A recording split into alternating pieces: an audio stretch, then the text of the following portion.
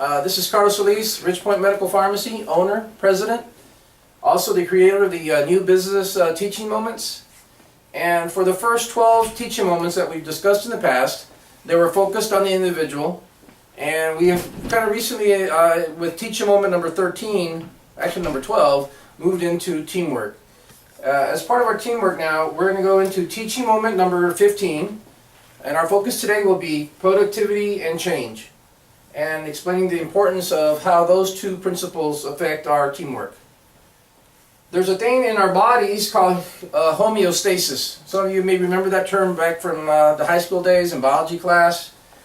And basically homeostasis is the body's internal mechanism to remain stable.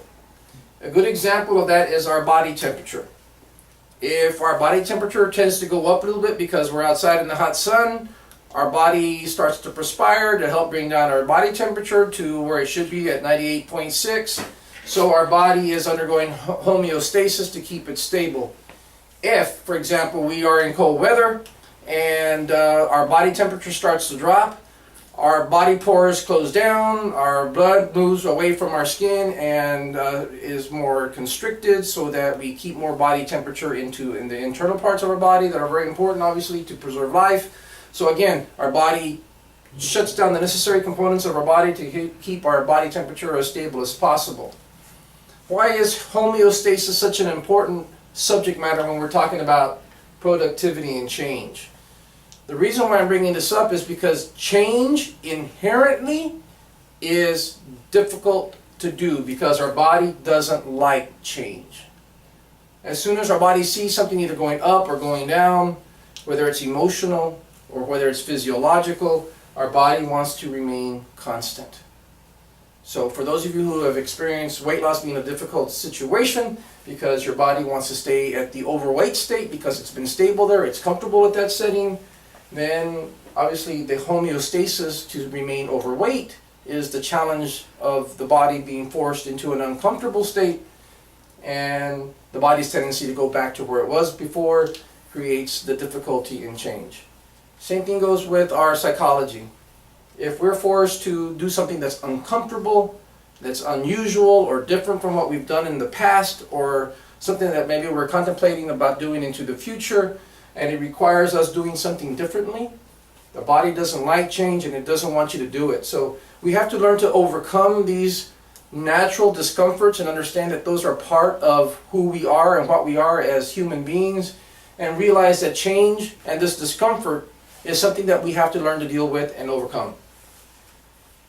The next subject matter that we're going to go into that's part of this productivity and change is what's the difference between being effective at work and being efficient at work. Let's talk about a door-to-door salesman. A door-to-door salesman could be very efficient in that he had the highest rate of sales when he would go to people's homes, and so he was very efficient at selling door-to-door. But when you compare a door-to-door salesman versus someone who is using online marketing, where this person in online marketing may have a much less effective rate of selling because he's selling to 1,000 people, this guy who's having to go door-to-door maybe sells 5 vacuums, say for example, in 1 month because he had to see 100 people and it took him a lot of time to travel. And he was very effective though, because selling 5 vacuums probably was what he needed to reach his goal for the month. This other person who maybe exposed himself to, let's say, 10,000 people online marketing, and he sold 100 units. Now 100 units versus the 10,000 is less productive or less efficient than the door-to-door salesman, but he was more effective. He had a more effective process. He was producing more by exposing himself to more.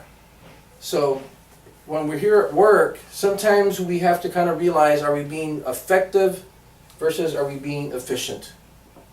Now, the 80-20 rule, which is Pareto's law, basically talks about that 80% of our sales come from 20% of our customers. 80% of the sales that we generate come from 20% of the paperwork that we have in front of us. Now, the same holds true for 80% of our problems come from 20% of the paperwork we have in front of us. And it's important that we identify, if we're trying to make money, then you identify the 20% that generate 80% of your business. And if you're trying to get rid of your problems, you concentrate on the 20% that creates 80% of your problems. What happens a lot of times, for example, we work on small little problems that don't generate a lot of money for us, and therefore you spent a lot of time being non-effective. You were being efficient, you got rid of all your 10 little problems, but you didn't produce very much. Whereas over here, maybe you only were able to solve one problem, but you were being effective because maybe you brought in $100, versus over here being in 10, because you dealt with the small problems. So again, effectiveness versus efficiency. We got the 10 ones real quick and done. They were easy to do. They were the first ones that we were able to do, but it would have been more effective if we spent a little bit more time and just solved the bigger problems first. So again, what Pareto's law is, in every work environment, look for the 20% of your customers that bring in 80% of your business, and make sure you take care of those customers. When you get done taking care of those customers, then you can start focusing on the other 80% of your customers. But don't forget the 20 that bring in 80% of your business. And when you're dealing with problems here at work, look for the 20% that are causing you the most problems and are the ones that are going to generate you the most return on your investment in time, and get rid of those first. Let's change lives together.